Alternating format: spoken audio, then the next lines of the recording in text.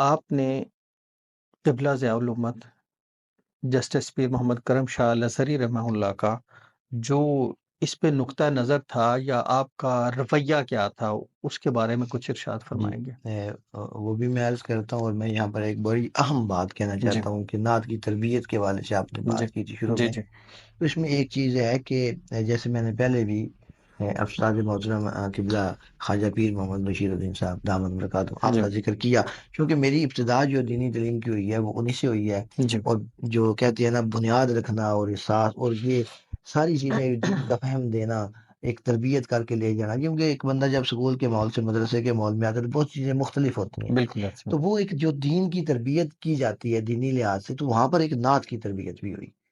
اور نعت کی تربیت یہ ہوئی کہ آپ نے یہ ہمیں سکھایا کہ نعت وہ ہوتی ہے جس میں مدحت کا پہلو غالب ہوں ہو. یہ جو آپ کہہ دیتے ہیں جی مجھے مدینے بلا لیجئے، اب میرا گزارا نہیں ہو رہا، میں جاؤں تو واپس نہ آؤں، جی، میرا دل مچل رہا ہے، تو وہ آپ فرمایا کرتے ہیں کہ یہ نعت اس یہ ایک خواہش کا خواہش اظہار کا ہے، اظہار ہے، خواہش یعنی کا اس کو آپ اظہار اس خالص نعت کے زمرے میں شاید آپ اس کو نہ کر ہے، نہ سکیں. لے میں سکیں. اس کا انکار جی تو نہیں کرتا، جی کیونکہ شعراء نے یہ مضامین باندھے اور اپنی جی جی محبت کا اظہار جی جی کیا ہے. جی لیکن اصل جو نعت کا کیف اور ذوق پیدا ہوتا ہے وہ مدحت سرکار دو عالم صلی اللہ علیہ وسلم سے ہوتا ہے.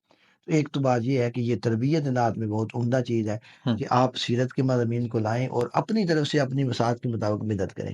دوسرا یہ جو ہے نا کہ آپ نے حضور ضیاء الامت رحمۃ اللہ تعالی علیہ کے حوالے سے آپ نے سوال کیا، تو اس میں میرا ایک مضمون ہے آپ کا ذوق شاعری، یعنی ہوں جسٹس پیر ہوں محمد کرم شاہ الازہری رحمۃ اللہ کا ذوق شاعری. تو اس میں اندر اس کے اندر ایک عنوان ہے، ایک ٹاپک ہے اسی مضمون کے اندر، آپ کا ذوق نعت. اب اس میں ایک بڑی دلچسپ بات ہے، آپ نے بڑا اچھا سوال کیا. جی اور اس حوالے سے جو میری معلومات ہیں وہ ساری کی ساری وہ جمال کرم سے ماخوذ ہے.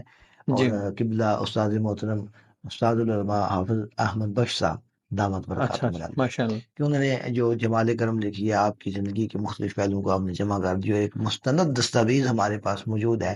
اگر کوئی ضیاء الامت کی زندگی کو سمجھنا چاہے، آپ کے افکار کو سمجھنا چاہے، تو سب سے مستند ذریعہ جو اس کا مستند وہ جمال کرم ہے استاد محترم کی کتاب.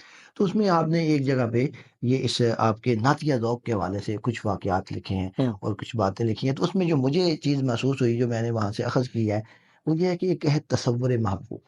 ہوں یہ حضور علمت رحمۃ اللہ علیہ کے ذوق نعت کی ایک میں آپ کو بات بتا رہا ہوں کہ ہم ایک مائیہ پڑھتے ہیں تو اس کو ہم مائیے کے انداز میں لے لیتے ہیں. ہوں جیسے انہوں نے وہاں پر لکھا بھی ہے کہ آپ کے سامنے یہ پڑھا گیا، گڈی دیاں دو لینا جتنے ماہی یاد آئے اتنے بہ کے رو لینا.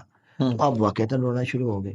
ہوں تو وجہ کیا ہے کہ ان کے حضور علومت رحمت اللہ تعالی علیہ کے نزدیک محبوب کا آپ لفظ غزل میں لے کے آئیں، اس کو ماہی ہوں کہہ لیں، اس کو سجن کہہ لیں، اس کو محبوب کہہ لیں، اس کو یار کہہ لیں، اس جی کو دوست کہہ لیں. جی جس عنوان سے بھی آپ محبوب کا تذکرہ کریں گے، ہاں وہ غزل میں ہو، مائیے میں ہو، دوڑے میں ہو، ہوں وہ نعت میں ہو، آپ کے نزدیک محبوب سے مراد صرف سرکار دو عالم صلی اللہ علیہ وسلم کی ذات ہی ہے.